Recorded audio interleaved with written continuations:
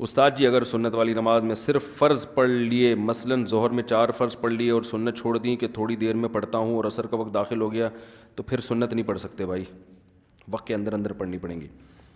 جو ٹوپیاں استعمال کے قابل نہ رہیں ان کا کیا کرنا چاہیے؟ عام طور پہ لوگ ان کو مقدس اوراق کے ڈبوں میں ڈالتے ہیں۔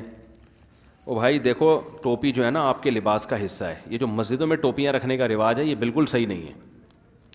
ہر آدمی کا لباس ہے نا، تو پراپر ڈریس میں آنا چاہیے، تو پراپر ڈریس میں شلوار قمیض بھی ہے، ٹوپی بھی ہے، صحیح ہے نا؟ تو وہ بھی اب کبھی ایسا ہوا کہ جی آپ مسجد میں آئے تو کرتے رکھے ہوئے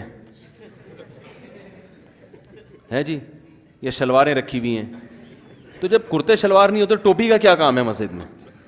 ویسے بھی یہ مروت کے خلاف ہے کہ کسی اور کا لباس استعمال کرنا جو آپ کا لگتا بھی کچھ نہیں ہے۔ ہر آدمی کی پسینے کی الگ بدبو ہوتی ہے، ہر آدمی کے ٹرین کے نکلنے والے جراثیم الگ ٹائپ کے ہوتے ہیں، ہر آدمی کی جوئیں الگ ہوتی ہیں۔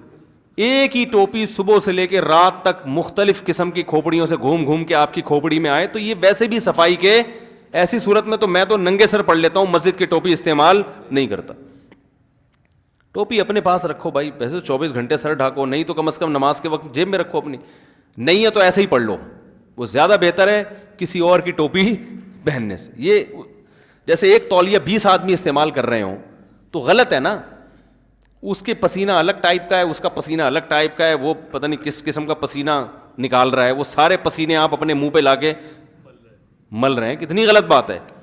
تو یہ بھی ایک عجیب سی بدعت ہمارے مسجدوں میں ٹوپیوں کی چل پڑی۔ اور پھر ٹوپیاں اب تو پھر بھی کچھ غنیمت آنے لگیں، پہلے وہ چٹائیوں والی ٹوپیاں ہوتی تھیں، اس کے تن کے نکلے ہوئے ہوتے تھے، درمیان سے گنجی ہو گئی سائڈوں سے، وہ اللہ کے سامنے وہ پہن کے کھڑے ہو رہے ہیں، چٹائی لپیٹ کے نا جیسے کھڑا ہوتا ہے، وہ پہن کے کسی دعوت میں انسان نہیں جا سکتا، لوگ سمجھیں گے چندہ مانگنے آیا، بھگا دیں گے اس کو وہاں سے۔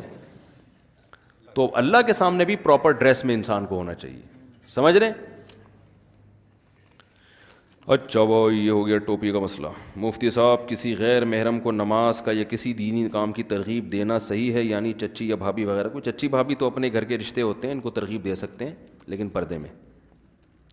استاد جی رونگ وے جانا بائک پر کیسا ہے؟ اگر تھوڑی سی دور ہی جانا ہو چلے جائیں یا نہیں؟ کیا یہ گناہ کبیرہ تو نہیں ہے خیر، لیکن ثواب کا کام بھی نہیں ہے، خلاف قانون ہے۔ آج کل تو سنا FIR کٹتی ہے نا پولیس والے، تھوڑے سے رونگ وے پہ بھی آپ کو رائٹ وے پہ لے جائیں گے جیل کی طرف۔ بھائی رونگ وے پہ بڑے حادثات ہم نے دیکھے ہیں، بائک تھوڑی سی بھی رونگ وے پہ آپ چلاتے ہیں نا، ہم نے بڑے حادثات دیکھے ہیں، وہ سامنے والے کو نہیں پتا ہوتا یہ رونگ آ رہا ہے، وہ بھیڑ دیتا ہے۔ ایسے بہت سارے لوگوں کی ٹانگیں ٹوٹتی ہوئی دیکھی ہیں، موتیں دیکھی ہیں، اس کا خیال کرنا چاہیے انسان۔